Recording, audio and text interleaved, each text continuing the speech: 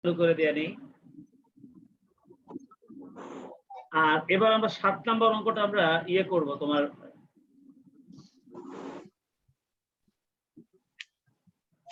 ৭ নম্বর অঙ্কটা আমরা সলভ করব এবং এটার মধ্যে অনেক কিছু রয়েছে যেটা ২০১৪ সালের পুরাতন ব্যাচের ছেলে মেয়েদের কোশ্চেন।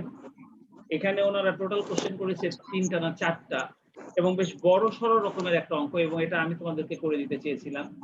তবে একটা দুটো ওয়ার্কিং বোধহয় তোমাদের করার জন্য আমি বলেছিলাম। তো যাই হোক, হ্যাঁ আমি বলেছিলাম যে এখান থেকে একটা দুটো অঙ্ক তোমরা করবে, দেখি ও মনে হয় করেছে। আমি ওই দুটো রিকোয়ারমেন্ট ওটা দেখে নেই, তারপরে আমি তোমাদেরকে অঙ্কটা করে দেবো। ৭ নম্বর অঙ্কটা আমি কপি করেছি।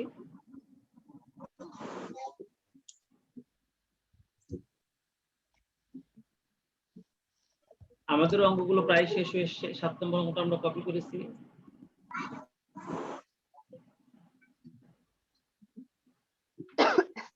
তবে ৭ নম্বর অঙ্কের জন্য যে রিকোয়ারমেন্ট গুলো ছিল আমাদের, মোট 4টা রিকোয়ারমেন্ট, এর মধ্যে 2টা রিকোয়ারমেন্ট তোমাদের নিজেদেরই পারার কথা ছিল। আমি দেখবো স্মৃতি বোধহয় অঙ্কটা করেছে, ওটা কতটুকু হয়েছে আমি একটু দেখি।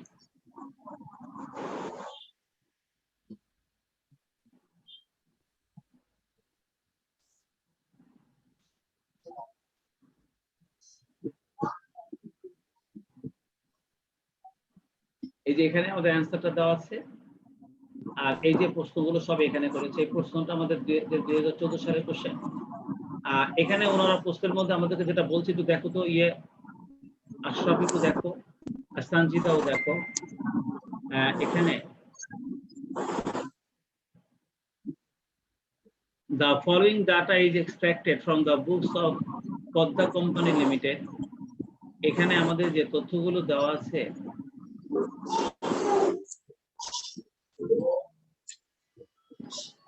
সেখানে আমরা দেখতে পাচ্ছি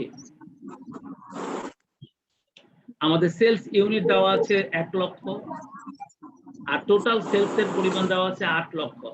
তোমরা যদি এই ৮ লক্ষ সেলস কে ১ লক্ষ দিয়ে ভাগ করো তাহলে কিন্তু তোমাদের সেলিং প্রাইস পার ইউনিটটা কিন্তু বের হয়ে যাবে। তোমাদের সেলিং প্রাইস পার ইউনিট কিন্তু বের হয়ে যাবে। জি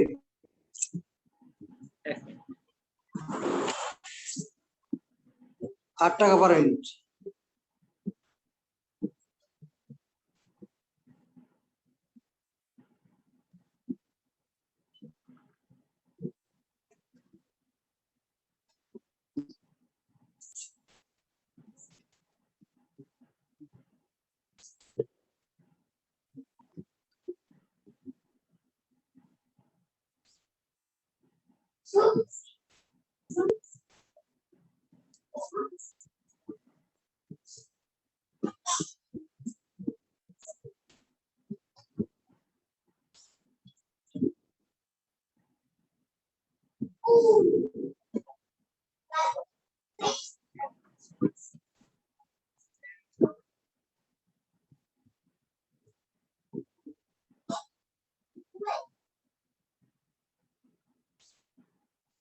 তো এখান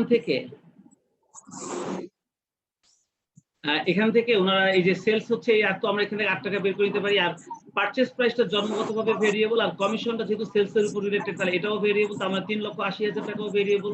আমি যদি এখন এই ৩,৮০,০০০ কে ১ লক্ষ দিয়ে ভাগ করি তাহলে আমি ভেরিয়েবল কস্ট পার ইউনিটও পেয়ে যাব।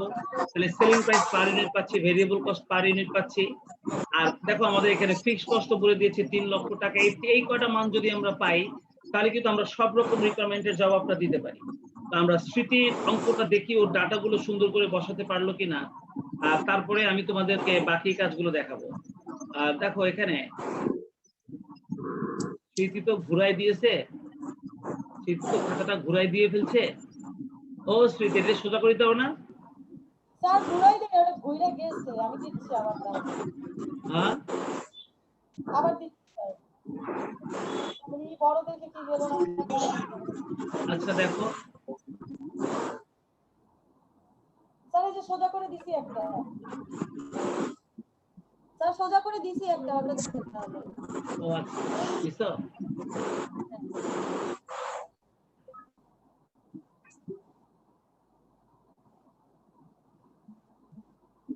আচ্ছা নাও দেখো,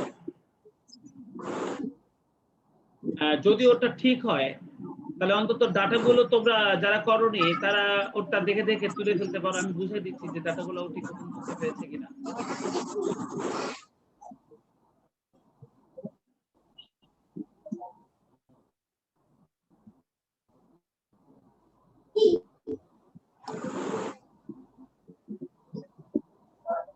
সেলস ইউনিট 1 লক্ষ দেওয়া ছিল আমাদের, আর সেলিং প্রাইস পার ইউনিট ওই 8 লক্ষকে 1 লক্ষ দিয়ে ভাগ করে 8 টাকা বের করেছে, ঠিক আছে, ওর এই ডাটা তোলাটা ঠিক আছে। আর ভেরিয়েবল কস্ট পার ইউনিট দেখো 3,80,000 কোশ্চেনের মধ্যে ছিল, সেটাকেও 1 লক্ষ টাকা দিয়ে ভাগ করে 3 টাকা 80 পয়সা বের করেছে। এই তিনটা ডাটা ওর বের করা ঠিক আছে। তোমরা যারা অঙ্কটা করনি তারা ডাটাগুলোকে এইভাবে তুলে নিতে পারো। আমরা সেলস ইউনিট 1 লক্ষ দেওয়া ছিল প্রশ্নের মধ্যে, সেলিং প্রাইস পার ইউনিটে আমরা ওইভাবে ভাগ করে 8 টাকা বের করে নিয়েছি। ভেরিয়েবল কস্ট পার ইউনিটে আমরা 3,80,000 কে 1 লক্ষ দিয়ে ভাগ করে বের করে নিয়েছি। আর ফিক্সড কস্ট আমাদের দেওয়া ছিল 3 লক্ষ টাকা। এই যে আমরা 4টা ডাটা বের করেছি, 1টা 2টা 3টা 4টা, এবার আরো 2টা ডাটা আমরা নিজেরাই বের করে নিতে পারি। একটা হচ্ছে সিএম পার ইউনিট। তোমরা দেখো variable selling price per unit থেকে আসলাম, সিএম পার ইউনিটটা সবসময় সেলিং প্রাইস পার ইউনিট থেকে ভেরিয়েবল কস্ট পার ইউনিটটা বিয়োগ করেই বের করেছিলাম। এই পর্যন্ত যতগুলো অঙ্ক করেছি আমরা সিএম পার ইউনিটটা সবসময় সেলিং প্রাইস পার ইউনিট থেকে ভেরিয়েবল কস্ট পার ইউনিটটা বিয়োগ করেই বের করেছি না, বলো তো? জি স্যার। তাহলে দেখো ওই যে 8 টাকা থেকে আমরা 3 টাকা 80 পয়সা ভেরিয়েবল কস্টটা বাদ দিয়ে আমরা কিন্তু 4 টাকা 20 পয়সা সিএম পার ইউনিট কিন্তু বের করে ফেলেছি। আর সিএম রেশিওটা সবসময় আমরা সিএম কে সেল দিয়ে ভাগ করে বের করি, সেটা হচ্ছে 0.525। এই ডাটা দুইটা কিন্তু ওর বের করা ঠিক আছে। এই পর্যন্ত ডাটাগুলো তোমরা সুন্দর করে খাতায় তুলে ফেলো। সানজিদা তুমিও তুলে ফেলো। ওর কিন্তু এই মানটা গুলা এই অঙ্কটা থেকে এই ডাটাগুলো কিন্তু পুরোটা একদম 100% ঠিক আছে। ওর দুইটা রিকোয়ারমেন্ট যদি ঠিক থাকে, যে দুটো আমি ওদেরকে বাসায় করতে দিয়েছিলাম, তাহলে সেই দুইটার পর বাকি যে দুটো রিকোয়ারমেন্ট আছে সেটা আমি বুঝাই দিব তোমাদের। দেখো ও সুন্দর করে অঙ্কটা করেছে। লাস্ট ক্লাস থেকে এগুলো উঠানো আছে। হ্যাঁ, আমার লাস্ট ক্লাসে এই পর্যন্ত আমাদের একসাথে করছিলাম মনে হয়, ও পর্যন্ত উঠানো আছে আমাদের। আচ্ছা তাহলে ভিপি পার ইউনিট পর্যন্ত। আচ্ছা তাহলে দেখো আমরা গত ক্লাসে মধ্যে এগুলো তুলছিলাম না ডাটাগুলা। জি স্যার। আচ্ছা এবার দেখো প্রথম যে রিকোয়ারমেন্টের প্রশ্নটা করে দিয়েছে, রিকোয়ারমেন্ট 1 এর প্রথম প্রশ্নটা ছিল আমাদের ব্রেক ইভেন পয়েন্ট ইন টাকা। আমরা জানি যে ব্রেক ইভেন পয়েন্ট ইন টাকা বের করতে গেলে ফিক্সড কস্টকে সিএম রেশিও দিয়ে ভাগ করতে হয়। ব্রেক ইভেন পয়েন্ট ইন টাকা বের করতে গেলে আমরা ফিক্সড কস্টকে সিএম রেশিও দিয়ে ভাগ করি। আমাদের ফিক্সড কস্টটা ছিল 3 লাখ আর সিএম রেশিও 0.525। তাহলে দেখো আমাদের 5,71,429 টাকা চলে আসে। 5,71,429 টাকা। দেখো আমাদের এখানে অ্যানসারটা দেওয়া আছে 5,71,429, ওর আসছে 32। এটা হতেই পারে, কম বেশি হতেই পারে, এটা কম বেশি হতেই পারে, এটা কোনো সমস্যা নাই। 5,71,432 আর ওর আসছে 29। আর এবার আমরা বের করব ব্রেক ইভেন। হ্যাঁ 5,71,432 আর ওর আসছে 29, এটা হতে পারে, এটা কোনো সমস্যা না। আর এবার আমরা ব্রেক ইভেন পয়েন্ট ইন ইউনিটটা বের করব। তোমরা জানো এই একই রিকোয়ারমেন্ট, 1 নম্বর রিকোয়ারমেন্টেই break even point in unit বের করতে হলে আমাদের কিন্তু সূত্র হচ্ছে fixed cost divided by CM per unit. এটাও কিন্তু আমরা জানি। আমাদের ফিক্সড কস্ট ছিল 3 লক্ষ আর সিএম পার ইউনিট ছিল 4.20, তাহলে সে 71,429 ইউনিট। দেখো আমাদের অ্যানসারটা ওই যে 71,429 ইউনিট। তার মানে ওর 1 নম্বর রিকোয়ারমেন্টের জবাব হয়ে গেছে। আমরা 1 নম্বর রিকোয়ারমেন্টের জবাবটা পেয়ে গেছি। আমাদেরকে break even point in unit বের করতে বলেছিল, আমরা break even point in unit বের করে ফেলেছি এবং 1 নম্বর রিকোয়ারমেন্টের জবাব ও করে ফেলছে। আচ্ছা আর 2 নম্বর রিকোয়ারমেন্টে তোমাকে প্রশ্ন করেছিল 2 নম্বরে what unit sales would give you a pre-tax profit of 1,83,000 টাকা। এটা হচ্ছে টার্গেট প্রফিট। তার মানে আমাদের টার্গেট প্রফিটটা যদি 1,83,000 টাকা হয়, তাহলে আমাদের কত ইউনিট মাল বিক্রয় করতে হবে, অর্থাৎ রিকোয়ার্ড সেলস ইন ইউনিট বের করতে হবে for target profit. Required sales in unit for target profit এটাও কিন্তু আমি তোমাদেরকে শিখিয়েছি, আশরাফ কিন্তু এটাও পেয়েছে। তাহলে চলো দেখি এই কাজটা কিভাবে করলে একটু দেখি। দেখো রিকোয়ারমেন্ট 2, টার্গেট প্রফিটটা দেওয়া ছিল 1,83,000 টাকা আর আমাদের সূত্রটা হচ্ছে রিকোয়ার্ড সেলস ইন ইউনিট। একই সূত্র ব্রেক ইভেনের মতো, শুধু আমরা টার্গেট প্রফিটটা যোগ করে দিয়েছি। Fixed cost plus target profit divided by CM per unit. Fixed cost plus target profit divided by CM per unit. আমাদের ফিক্সড কস্টের পরিমাণ ছিল 3 লাখ, আমাদের টার্গেট প্রফিটের পরিমাণ ছিল 1,83,000, তাহলে যে 4.20 আমাদের সিএম পার ইউনিট। তাহলে আমাদের 3 লক্ষ আর 1,83,000 মিলে মোট 4,83,000। আর এটাকে আমরা 4.2 দিয়ে যদি ভাগ করি তাহলে আমাদের অ্যান্সারটা চলে আসবে 1,15,000 ইউনিট। তাহলে 1,15,000 ইউনিটটা হবে আমাদের রিকোয়ার্ড সেলস ইন ইউনিট। হয়ে গেছে, ওইটা পার্সেন্ট। মনে রেখো ম্যানেজমেন্ট অ্যাকাউন্টিং এর যতগুলো চ্যাপ্টার রয়েছে তার মধ্যে সবচেয়ে ইম্পর্টেন্ট চ্যাপ্টার হচ্ছে এই অঙ্কটা, এই চ্যাপ্টারটা। আর এই চ্যাপ্টারটা প্রত্যেকটা অঙ্কের মধ্যে রয়েছে, এই চ্যাপ্টারটা প্রত্যেকটা অঙ্কের মধ্যে রয়েছে। তুমি এরপরে যে চ্যাপ্টার আমি ধরবো তার মধ্যে এই জিনিসের প্রভাব রয়েছে। তো তার মানে হলো এই চ্যাপ্টারটা ভালো মতো না করে তুমি কিন্তু ম্যানেজমেন্ট অ্যাকাউন্টিংটা ভালো পারবে না। তাই এটা তোমাকে ভালো পারতেই হবে, কারণ এই চ্যাপ্টারে যে কমন জিনিসগুলো তুমি শিখতেছো, যে সূত্রগুলো তুমি শিখতেছো, যে বেসিক জিনিসগুলো শিখতেছো, সেগুলো তোমাকে প্রত্যেকটা চ্যাপ্টারের মধ্যে অ্যাপ্লাই করতে হবে। তাই এটা করা না থাকলে প্রত্যেকটা চ্যাপ্টারে তোমাদের ঝামেলা। তাই এখানে কিন্তু নিখুঁত ধারণা থাকতে হবে। হ্যাঁ, স্মৃতি কিন্তু এই দুটা রিকোয়ারমেন্ট খুব সুন্দরভাবে বের করতে পেরেছে। এবার তাহলে চলো আমরা 3 নাম্বার এবং 4 নাম্বার রিকোয়ারমেন্ট একটু দেখি। আমাদের 3 নাম্বার এবং 4 নাম্বার রিকোয়ারমেন্টে কি বলেছে সেটা একটু আমি ভালো মতন পড়ি। যেহেতু 1 নাম্বার 2 নাম্বার রিকোয়ারমেন্টটা হয়ে গেছে, তাই আমি এখন 3 নাম্বার রিকোয়ারমেন্ট একটু পড়বো, আর তোমরা আমার সঙ্গে সঙ্গে 3 নাম্বার রিকোয়ারমেন্টটা পড়বে এবং দেখবে এটার জন্য আমরা কি ব্যবস্থা নেই। ওনারা বলছে if the company could sales 1 lakh unit, যদি এই কোম্পানি 1 লক্ষ ইউনিট মাল বিক্রি করতে পারে, and sold and wants to pre-tax profit of টাকা 2,10,000, যদি 1 লক্ষ ইউনিট মাল তারা উৎপাদন করতে পারে আর যদি তারা 2,10,000 টাকা প্রফিট অর্জন করতে চায়, তাহলে what price per unit would it have to charge? তাহলে সেলিং প্রাইস পার ইউনিট তাদেরকে কত ধরতে হবে? দারুণ একটা কোশ্চেন।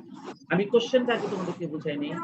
ওনারা বলছে যে আমরা করপূর্ব মুনাফা 2,10,000 টাকা করতে চাই, এটা হচ্ছে মুনাফা। আর আমরা যদি 1 লক্ষ ইউনিট মালই যদি বিক্রয় করতে পারি, যদি আমাদের পণ্য যদি 1 লক্ষ ইউনিট মালই যদি আমরা সেল করতে পারি, তাহলে আমাদের সেলিং প্রাইস পার ইউনিটটা কত ধরতে হবে? দেখো, if the company could sales 1 lakh unit, যদি কোম্পানি 1 লক্ষ ইউনিট মাল যদি বিক্রি করতে পারে এবং যদি তারা প্রি ট্যাক্স প্রফিট অর্জন করতে চায় 2,10,000 টাকা, তাহলে what price per unit would it have to charge? তাহলে তারা সেলিং প্রাইসটা তাদেরকে কত ধরতে হবে? আমি কিন্তু তোমাদেরকে গতদিন একটা নোট লিখে দিয়েছিলাম, যদি কখনো ওনারা অঙ্কের মধ্যে সেলিং প্রাইস বের করতে বলে তাহলে তোমার সেলিং প্রাইস পার ইউনিটকে এক্স ধরে সমীকরণের মাধ্যমে তোমরা এই সেলিং প্রাইসের মানটা নির্ণয় করবে। আমি কিন্তু এরকম একটা নোট তোমাদেরকে গতদিন লিখে দিয়েছিলাম, তোমাদের খেয়াল আছে নোটটা? স্মৃতি, নোটটা খেয়াল আছে?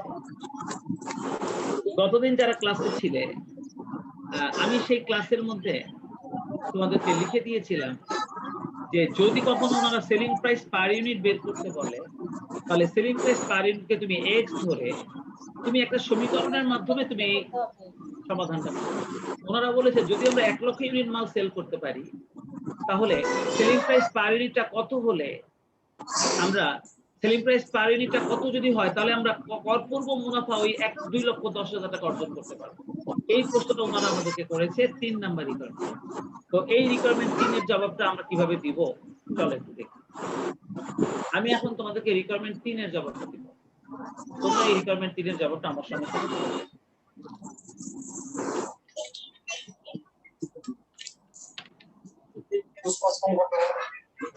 রিকোয়ারমেন্ট 3 আশরাফ, একটু সাউন্ড হচ্ছে তোমার ওখান থেকে Ashraf.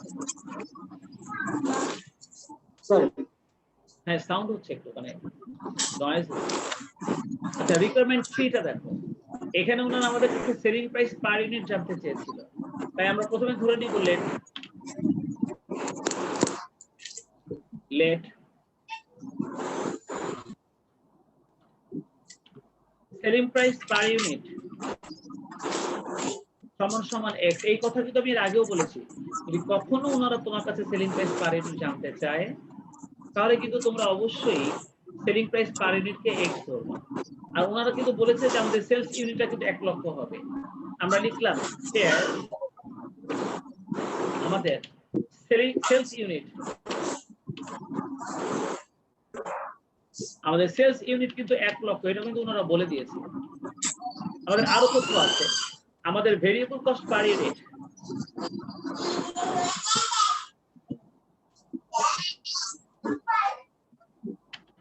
Variable cost per unit, আমাদের ভেরিয়েবল কস্ট পার ইউনিট টাকা 3 টাকা 80 পয়সা ছিল, 3.80 পার ইউনিট। আর আমাদের কিন্তু ফিক্সড কস্টটা দেওয়া ছিল, আমাদের ফিক্সড কস্ট কিন্তু দেওয়া আছে টাকা 3 লাখ। আর আমাদের টার্গেট প্রফিটও দেওয়া ছিল,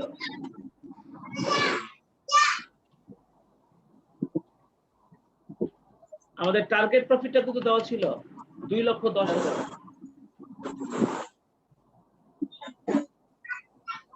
আমাদের টার্গেট প্রফিটটা কিন্তু দেওয়া ছিল 2,10,000 টাকা। আমাদের কিন্তু টার্গেট প্রফিটটা দেওয়া ছিল 2,10,000 টাকা।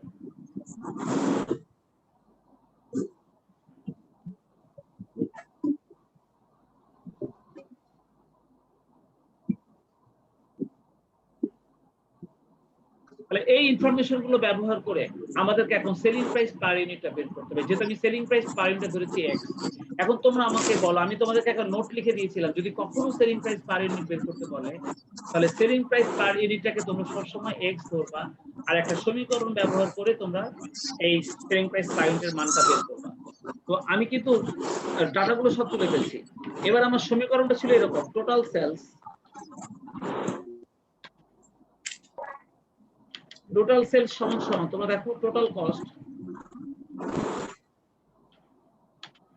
Plus profit. আমি কিন্তু এর আগের দিনও ঠিক এই সমীকরণ ব্যবহার করে কিন্তু আমি আমার টোটাল সেলিং প্রাইস পার ইউনিটটা বের করেছিলাম। তোমরা খেয়াল করবো, আমাদের টোটাল সেলস মানে হলো, আমাদের টোটাল সেলস মানে হলো, দেখো টোটাল সেলস মানে হচ্ছে 1 লক্ষ ইউনিট হচ্ছে আমাদের সেলিং প্রাইস,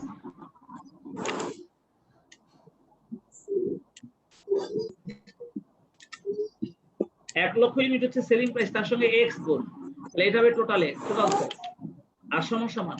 আর টোটাল কস্ট মানে কিন্তু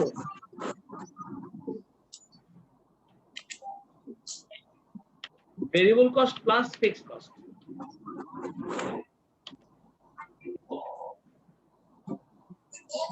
আর প্লাস প্রফিট কিন্তু 2,10,000 টাকা। এটা কিন্তু প্রশ্নে দেওয়া আছে, তোমরা জানো। তাহলে এবার 1 লক্ষ x, 1 লক্ষ x সমান সমান আমাদের ভেরিয়েবল কস্ট হবে 1 লক্ষ ইনটু, দেখো তো আমাদের ভেরিয়েবল কস্ট পার ইউনিটটা 3.80 হয় না? আর আমাদের ফিক্সড কস্টটা 3 লক্ষ টাকা ছিল না? দেখো উপরে ডাটার বলতে, আর আমাদের টার্গেট প্রফিটে 2,10,000 টাকা ছিল। সব তথ্য তো আমাদের দেওয়াই আছে। এবার দেখো এখানে 1 লক্ষ x সমান সমান, দেখো এখানে হবে 1 লক্ষ গুণ 3.8, তাহলে হবে 3,80,000, 3,80,000 প্লাস এখানে হবে 3 লক্ষ,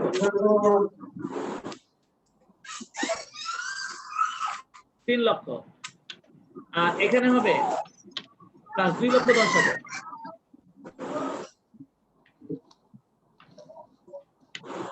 তাহলে এখানে হবে 1 লক্ষ x সমান সমান, দেখো তো এখন কত হয়, 3 আর 3 6, 8,90,000, তাই না? নাকি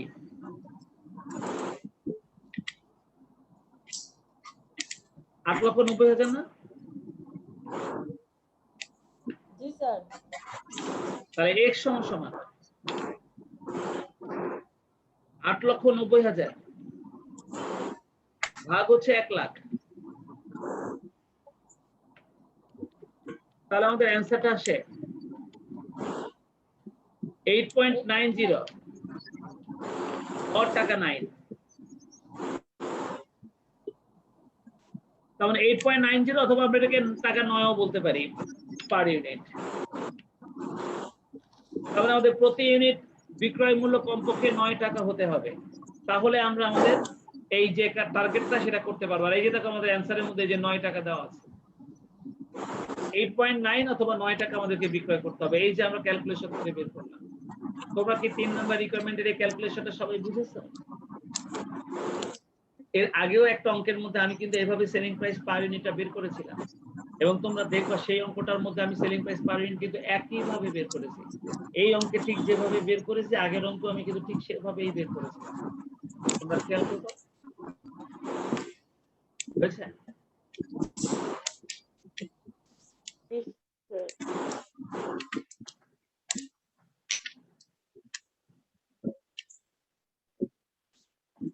সঞ্জিতা, তোমার পড়া হয়েছে? সঞ্জিতা, তুমি কি বুঝছো? হ্যাঁ স্যার। এবার 4 নম্বরে কি প্রশ্ন করেছে একটু দেখি। আমরা তো 3 নম্বর প্রশ্নের জবাবটা দিয়ে দিলাম, এবার 4 নম্বরে কি প্রশ্ন করেছে একটু দেখি। আশরাফ, তোমার কি করা হয়েছে এটা 3 নম্বরটা? স্যার উঠালাম। উঠাইছো? জি স্যার। আচ্ছা, তাহলে এবার 4 নম্বর রিকোয়ারমেন্টে কি প্রশ্ন করেছে একটু দেখে নাও। এখানে আমরা বলেছি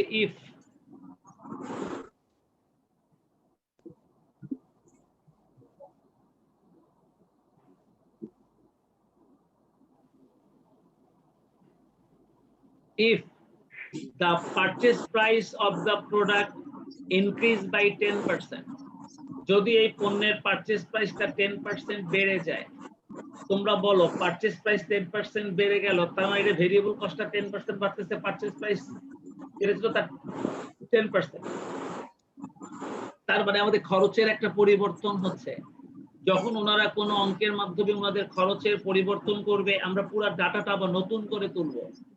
যদি ওনারা কখনো ওনাদের পারচেজ প্রাইসটাকে ইনক্রিজ করে 10%, তাহলে কিন্তু আমাদের ভেরিয়েবল কস্টের একটা পরিবর্তন হবে, কারণ আমরা জানি যে আমাদের পারচেজ প্রাইসটা কিন্তু ভেরিয়েবল কস্ট বাড়েনি। এবার ওনারা বলছে what volume would be required, তাহলে কত ইউনিট মাল আমাদের বিক্রয় করা প্রয়োজন to earn a after tax profit of taka 77,400। আমাদের ট্যাক্স রেট হচ্ছে 40%।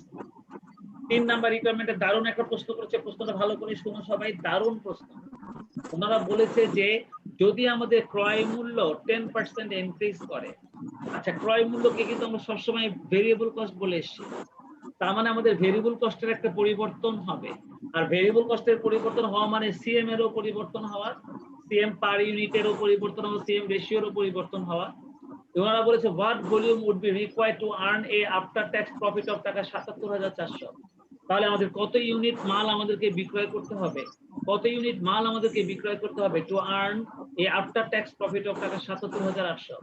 যদি আমরা আফটার ট্যাক্স টার্গেট প্রফিট 77,800 টাকা অর্জন করতে চাই, আর আমাদের ট্যাক্স রেটের পরিমাণ হলো 40%, শিল্পী তোমার মনে আছে টার্গেট প্রফিট যদি কখনো আমাদের প্রশ্নের মধ্যে আফটার ট্যাক্স বলে দেয়, তাহলে আমরা সব সময় সেই টার্গেট প্রফিটটাকে বিফোর ট্যাক্স বানাই নি, 1 মাইনাস ট্যাক্স রেট দিয়ে ভাগ করে। তোমার কি কথাটা মনে আছে? আমরা এর আগেও করেছিলাম, যদি কখনো আমাদের প্রশ্নের মধ্যে টার্গেট প্রফিট দেওয়া থাকে আফটার ট্যাক্স, তাহলে ওই টার্গেট প্রফিটটাকে আমরা বিফোর ট্যাক্স বানাই নেই, আর সেটা কিভাবে 1 মাইনাস ট্যাক্স রেট দিয়ে ভাগ করে। আর এখানেও সেই কাজটা আমরা করব, কারণ আমাদের এখানে টার্গেট প্রফিট আফটার ট্যাক্স দেওয়া আছে, এটা একটা কথা। আর আমাদের 2 নম্বর কথা হচ্ছে আমাদের পারচেজ প্রাইসটা ওনারা বলেছে 10% ইনক্রিজ করবে। পারচেজ প্রাইসটা যত টাকা ছিল ওটা ভেরিয়েবল ছিল, তাহলে ওই অংশের 10% বৃদ্ধি পাওয়া মানে আমাদের ভেরিয়েবল কস্টটা চেঞ্জ হওয়া। তোমরা মনে রাখো ভেরিয়েবল কস্ট চেঞ্জ হলে কিন্তু আমাদের সিএম পার ইউনিটটাও চেঞ্জ হবে। তো এই ডাটার ভিত্তিতে আমরা কিভাবে আমরা 4 নাম্বার রিকোয়ারমেন্টের জবাবটা দেওয়ার জন্য কিভাবে আমরা ডাটাগুলোকে আগে সুন্দর করে সাজাবো, তারপরে আমরা কিভাবে আমরা অঙ্কটা করব, তোমরা একটু দেখো ভালো করে। আমি সব সময় যখন এই অঙ্কের এই চ্যাপ্টারের অঙ্কগুলো করেছি, প্রত্যেকটা রিকোয়ারমেন্টে ওনারা যে ইনফরমেশন দিয়েছে, আগে সেই ইনফরমেশন গুলো ব্যবহার করে আমরা আমাদের ডাটাটাকে সুন্দর করে সাজাই নিয়েছি। ডাটাটা সুন্দর করে সাজায় নিলে কিন্তু অঙ্কটা অনেক ইজি হয়ে যায়। তো চলো দেখি রিকোয়ারমেন্ট 4 এ আমাদের যে ইনফরমেশন গুলো রয়েছে সেগুলো আমরা আগে সুন্দর করে তুলে নেই, দেখি আমরা অঙ্কটা করতে পারি কিনা। এবার রিকোয়ারমেন্ট 4,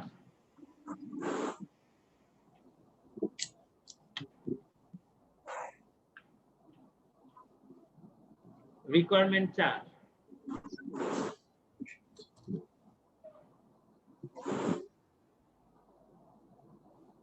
দেখো রিকোয়ারমেন্ট 4 এ আমাদের যে তথ্যগুলো রয়েছে আমরা সেই তথ্যগুলো আগে খাতায় একটু তুলে নেই।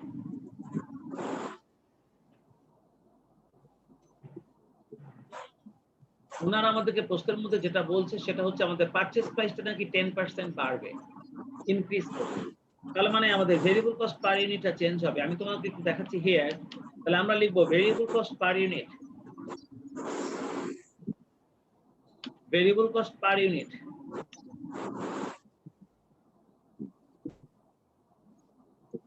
তোমরা দেখো তো আমাদের ভেরিয়েবল কস্ট পার ইউনিটটা আগে কিন্তু 3 টাকা 80 পয়সা ছিল। আর যেহেতু আমাদের পারচেজ প্রাইসটা ইনক্রিজ করবে তার মানে আমাদের ভেরিয়েবল কস্টও ইনক্রিজ করবে।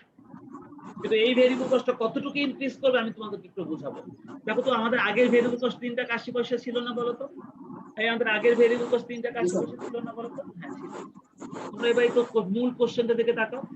মূল কোশ্চেনের মধ্যে আমাদের কিন্তু পারচেজ প্রাইসটা ছিল 3 লক্ষ টাকা। আমাদের পারচেজ প্রাইসটা কিন্তু 3 লক্ষ টাকা ছিল। আর স্মৃতি, আমি যদি 3 লক্ষ টাকাকে এই 1 লক্ষ ইউনিট দিয়ে ভাগ করি তাহলে কি অ্যাকচুয়ালি আমাদের পারচেজ প্রাইসটা 3 টাকা হয় না? 3 টাকা 3 টাকা 80 পয়সার মধ্যে আমাদের পারচেজ প্রাইসটা কি শুধু 3 টাকা হয় না বলো তো সবাই? 3 টাকা না? আর এই 3 টাকার নাকি 10% বেড়ে যাবে।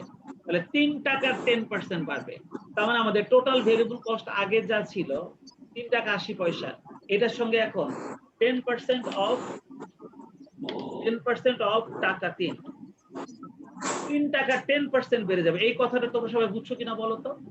আমাদের যে নতুন ভেরিয়েবল কস্ট হবে ওনাদের কথা অনুযায়ী, সেই কথা অনুযায়ী আমাদের আগে ভেরিয়েবল কস্ট পার ইউনিটটা 3 টাকা 80 পয়সা ছিল।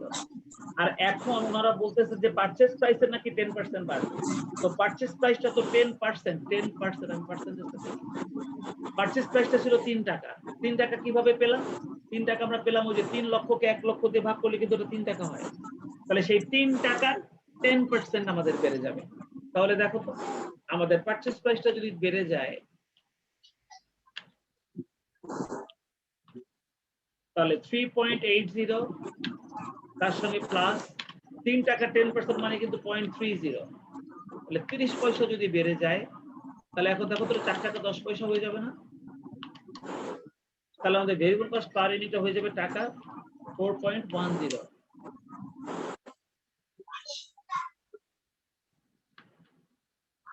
টাকা 4.10, 4 টাকা 10 পয়সা হয়ে গেল। তোমরা কি আমার ভেরিয়েবল কস্ট পার ইউনিট বের করাটা বুঝছো সবাই? জি স্যার। তোমরা কি আমাদের, আচ্ছা 1 মিনিট আমি হেডফোনটা একটু চেঞ্জ করে রাখি।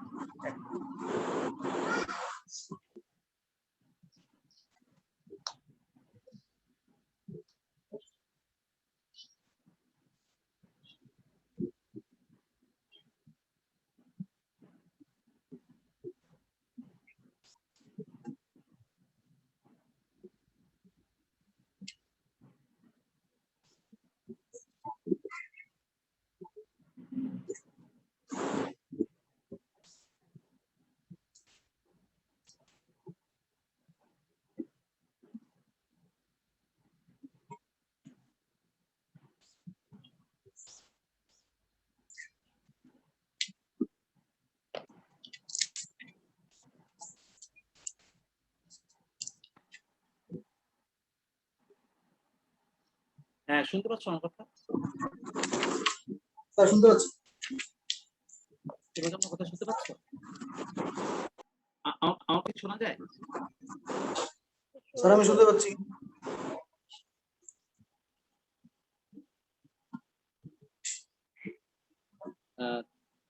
আমার কথা শুনতে পাচ্ছ সবাই? শোনা যায়, আগের থেকে স্লো।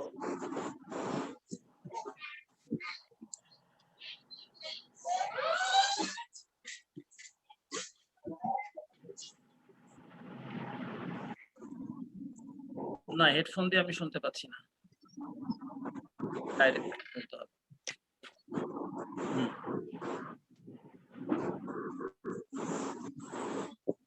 তাহলে ডাইরেক্টই বলি, শুনতে পাচ্ছ তখন না? ডাইরেক্ট বললে স্যার শুনতে পাচ্ছি। আচ্ছা দেখো তাহলে 4 টাকা 10 পয়সা হয়ে গেল আমাদের variable cost per unit.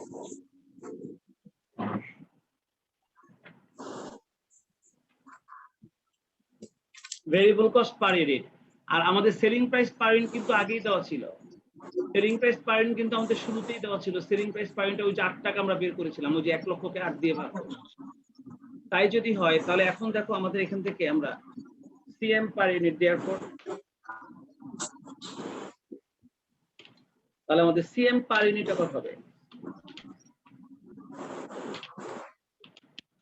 CM per unit হবে 8 টাকা থেকে আমাদের এই 4.10 বাদ দিলে আমাদের কিন্তু CM per unit বের হয়ে আসবে 3.90, তাই না? তাহলে কিন্তু আমরা 3.90 CM per unit পেয়ে গেলাম। আর এছাড়াও আমাদের after tax target profit CM রেশিওটা বের করব না? হ্যাঁ সিএম রেশিওটা বের করব না? দেখো তোমরা কিন্তু 4 নাম্বার রিকোয়ারমেন্টে না তোমাকে ইউনিট বের করতে বলেছে। দেখো, if the purchase price of the product increased by 10%, what volume would be required to earn a after tax profit of 77,000 টাকা? ওনারা সেলস ইউনিটটা বের করতে বলেছে বলে আর আমরা রেশিওটা বের করব। আমাদের রেশিওটা দরকার। তুমি বের করে রাখতে পারো কিন্তু এটা কোনো কাজে লাগবে না, কারণ আমাদের অ্যানসারটা কিন্তু ইউনিটে বের করতে হবে। ওই যে 1,10,000 ইউনিট ওনারা অ্যানসার দিয়েছে। তো সেলস ইউনিটটা বের করতে বলে আমরা কিন্তু সিএম পার ইউনিটটা ব্যবহার করি। আর ব্রেক ইভেনের ক্ষেত্রে আমরা দুটোই বের করি সাধারণত, এই জন্য আমরা দুটোই করি। বাট এই required sales for target profit হয় ওনারা টাকা অথবা ইউনিটটা জানতে চায়। তো এখানে ওনারা হোয়াট ভলিউম বের করতে বলছে, মানে পরিমাণ। তার মানে কি সেলস ইউনিটটা ওনারা জানতে চেয়েছে। আর যেহেতু আমরা সেলস ইউনিটটা বের করব সেই জন্য আমরা এখানে আমরা সিএম রেশিওটা বের করছি না। দেখো আমাদের এখানে আফটার ট্যাক্স টার্গেট প্রফিট ওনারা বলে দিয়েছিল আমাদের। আর আফটার ট্যাক্স টার্গেট প্রফিটটা বলেছিল কত টাকা হবে? আফটার ট্যাক্স টার্গেট প্রফিট হবে টাকা 77,400। এটা হবে টাকা 77,400। আর আমাদের ট্যাক্স রেটটাও দেওয়া ছিল, এটা ছিল আমাদের ডাটা। দেখো আমাদের ট্যাক্স রেট যেটাকে আমরা টি বলি,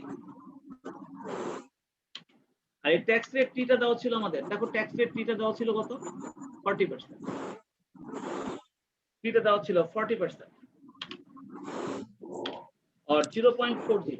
আমি বলেছিলাম যদি আমাদের আফটার ট্যাক্স টার্গেট প্রফিটটা কখনো দেওয়া থাকে সেটাকে বিফোর ট্যাক্স টার্গেট প্রফিট বানায় নিবা। আমরা কিভাবে বানাবো? দেখো আমরা বের করছি অর্থাৎ before tax target profit.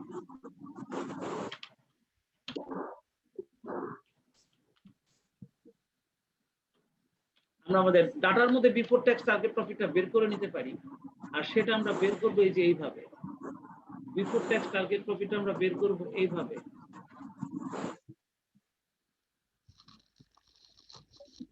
Before tax target profit আমরা বের করব আমাদের আফটার ট্যাক্স টার্গেট প্রফিট যেটা ছিল 77,400, এটাকে 1 মাইনাস ট্যাক্স রেট দিয়ে ভাগ করে 77,400 কে 1 মাইনাস ট্যাক্স রেট দিয়ে ভাগ করলেই আমরা কিন্তু বিফোর ট্যাক্স টার্গেট প্রফিট পেয়ে যাব। এই কাজটা কিন্তু আমি এর আগেও একবার তোমাদেরকে শিখিয়েছি। আশরাফ যদি না শিখে থাকো তাহলে খেয়াল রাখো, যদি কখনো বিফোর ট্যাক্স টার্গেট প্রফিট বের করতে হয় আফটার ট্যাক্স টার্গেট প্রফিট থেকে, তাহলে আফটার ট্যাক্স টার্গেট প্রফিটকে 1 মাইনাস ট্যাক্স রেট দিয়ে খালি ভাগ করব। দেখো আফটার ট্যাক্স টার্গেট প্রফিটকে আমরা 1 মাইনাস ট্যাক্স রেট দিয়ে শুধু ভাগ করব। আমাদের 1 মাইনাস ট্যাক্স রেট হচ্ছে 0.40। তাহলে দেখো আমাদের 77,400 কে আমরা 1 মাইনাস 0.40 দিয়ে বিয়োগ করলে হবে 0.60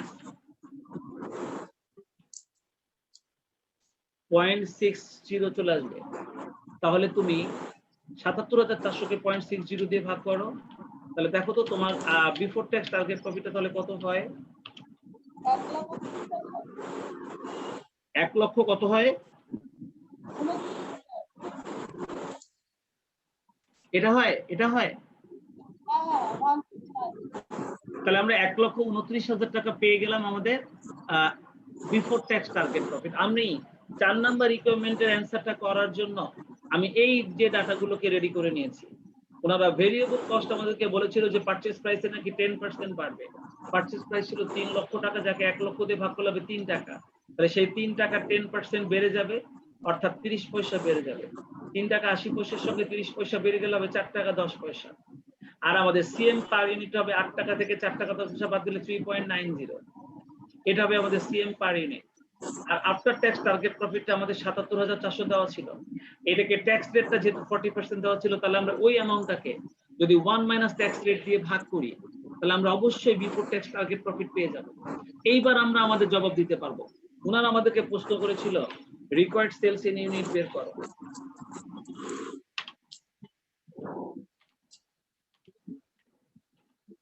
রিকোয়ার্ড সেলস ইন ইউনিট যদি বের করতে হয়, এটা সূত্র কিন্তু একদম ব্রেক ইভেনের সূত্রের মতো।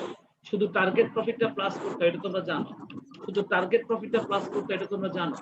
এটা সূত্র হচ্ছে উপরে fixed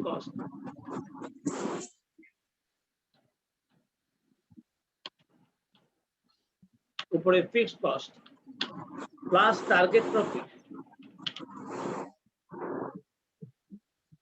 divided by CM per unit.